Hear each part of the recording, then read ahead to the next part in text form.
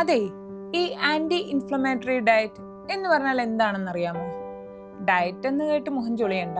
ഇത് കഠിനമായ പട്ടിണിയൊന്നുമല്ല, ഒരു ഭക്ഷണ രീതിയാണ്. പിന്നെ ഈ പേര് കേട്ടും പേടിക്കണ്ട, സംഗതി സിമ്പിളാ. ഇങ്ങ് വാ, ഞാൻ വിശദമായിട്ട് പറഞ്ഞു തരാം. അല്ല, ഈ വിഷയത്തിലേക്ക് കടക്കും മുമ്പ് ഒരു കാര്യം ഞാൻ കാര്യമായി ചോദിക്കട്ടെ. നമ്മുടെ ശരീരത്തിനുള്ളിൽ ഒരു ചെറിയ തീപിടുത്തം നടന്നുകൊണ്ടിരിക്കുകയാണെന്ന് പറഞ്ഞാൽ നിങ്ങൾ വിശ്വസിക്കുവോ? ഇല്ല അല്ലേ? പക്ഷെ സംഗതി സത്യമാകട്ടോ. നമ്മൾ കഴിക്കുന്ന പല സാധനങ്ങളും പിന്നെ നമ്മളുടെ ലൈഫ് സ്റ്റൈലും ഒക്കെ കാരണം ബോഡിക്കുള്ളിൽ ഒരു വീക്കം അല്ലെങ്കിൽ ഒരു തരം ഇൻഫ്ലമേഷൻ നടക്കുന്നുണ്ട്. ഇതിനെ സമയത്തിന് കെടുത്താൻ നോക്കിയില്ലെങ്കിൽ സംഗതി കൈവിട്ടു പോകും. പ്രമേഹം, പ്രഷർ, സന്ധിവേദന, ഇങ്ങനെ ലിസ്റ്റ് നീണ്ടു പോകും. അപ്പോ ഈ തീയൊന്നണച്ച് ശരീരം തണുപ്പിക്കാൻ നമ്മൾ എന്ത് ചെയ്യണം? അതാണ് ഇന്നത്തെ നമ്മുടെ വിഷയം, ആന്റി ഇൻഫ്ലമേറ്ററി ഡയറ്റ്. ആദ്യം തന്നെ നമുക്ക് ഈ ഇൻഫ്ലമേഷൻ അല്ലെങ്കിൽ വീക്കം എന്താണെന്ന് നോക്കാം. നമ്മുടെ ശരീരത്തിനുള്ളിലെ ഒരു അഗ്നിശമന സേന, അതായത് ഫയർ ഫൈറ്റിംഗ് ടീം ആയി നിങ്ങൾ ഇൻഫ്ലമേഷനെ കരുതാം.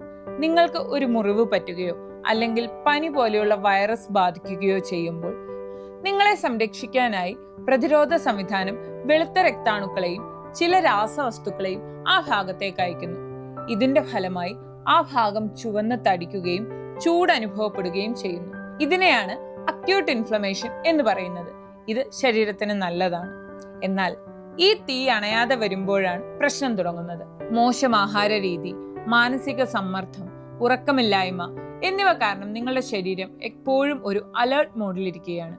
ഇതിനെയാണ് ക്രോണിക് ഇൻഫ്ലമേഷൻ എന്ന് വിളിക്കുന്നത്.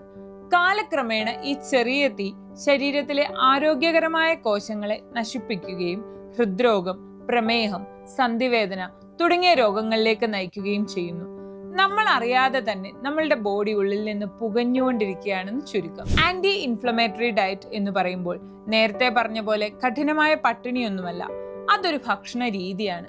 അതായത് ശരീരത്തെ തണുപ്പിക്കുന്ന ആഹാരങ്ങളിൽ പഴങ്ങൾ, പച്ചക്കറികൾ, നല്ല കൊഴുപ്പുകൾ എന്നിവയിൽ ശ്രദ്ധ കേന്ദ്രീകരിക്കുകയും ശരീരത്തെ ഇൻഫ്ലമേഷനെ കൂട്ടുന്ന ആഹാരങ്ങൾ, അതായത് മധുരപാനീയങ്ങൾ, സംസ്കരിച്ച ഭക്ഷണങ്ങൾ അങ്ങനെയുള്ളവ ഒഴിവാക്കുകയും ചെയ്യുന്നു.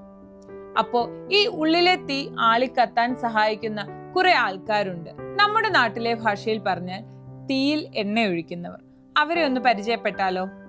പഞ്ചസാര, സോഡാ ലൈം കുടിക്കുമ്പോഴും മിഠായി തിന്നുമ്പോഴും നമുക്ക് നല്ല സുഖമാണ്, പക്ഷെ ബോഡിക്ക് അതൊരു പണി തരും.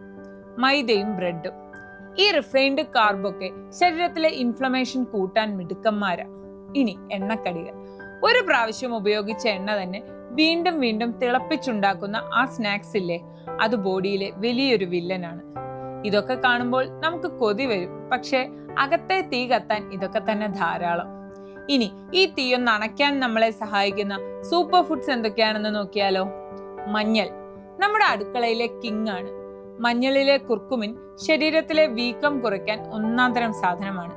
രാത്രി പാലിൽ ഒരു നുള്ളു മഞ്ഞളിട്ട് കുടിക്കുന്നത് അച്ചായൻ സ്റ്റൈലിൽ പവർ ഐറ്റം ആണ്.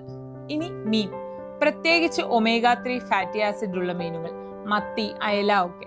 ഇത് ഹൃദയത്തിനും മുട്ടുവേദനയ്ക്കുമൊക്കെ വലിയൊരു ആശ്വാസമാണ്.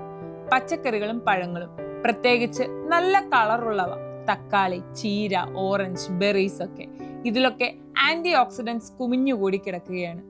ഇനി നട്ട്സ്, വാൾനട്ട്സും ബദാമും ഒക്കെ ഇടയ്ക്ക് ഓരോന്ന് കഴിക്കുന്നത് ഈ വീക്കം കുറയ്ക്കാൻ സഹായിക്കും. ഭക്ഷണം മാത്രം നന്നാക്കിയാൽ പോരാ കേട്ടോ, വേറെയും ചില കാര്യങ്ങളുണ്ട്. ഒന്നാമത്തേത് ഉറക്കം. 7-8 മണിക്കൂർ ഉറങ്ങിയില്ലെങ്കിൽ ബോഡിയിൽ സ്ട്രെസ് വരും, വീക്കം കൂടും. പിന്നെ വ്യായാമം, ജിമ്മിൽ പോയി ഇടിവെട്ടണം എന്നൊന്നുമില്ല, വൈകുന്നേരം ഒന്ന് ഇറങ്ങി നടന്നാലും മതി. മനസ്സിനെ ഒന്ന് കൂളാക്കി വെക്കുക, അത്രേ വേണ്ടൂ. അപ്പോ പറഞ്ഞു വന്നത് ഇത്രേ ഉള്ളൂ. നമ്മൾ എന്ത് കഴിക്കുന്നു എന്നതിലാണ് നമ്മളുടെ ആരോഗ്യം. ഉള്ളിലെ ആ പുകച്ചിലും തീയും ഒന്ന് കെടുത്താൻ ഈ പറഞ്ഞ കാര്യങ്ങളൊന്ന് ശ്രദ്ധിച്ചു നോക്കൂ. നിങ്ങളുടെ കയ്യിലുമുണ്ടോ ഇതുപോലെ എന്തെങ്കിലും സ്പെഷ്യൽ ടിപ്സ്? ഉണ്ടെങ്കിൽ അതൊന്ന് താഴെ കമന്റ് ചെയ്തേക്കണേ. പിന്നെ നമ്മളുടെ ചാനൽ ഇതുവരെ സബ്സ്ക്രൈബ് ചെയ്യാത്തവരുണ്ടെങ്കിൽ അങ്ങ് ചെയ്തേക്കൂ. നമുക്ക് അടുത്ത വീഡിയോയിൽ വീണ്ടും കാണാം.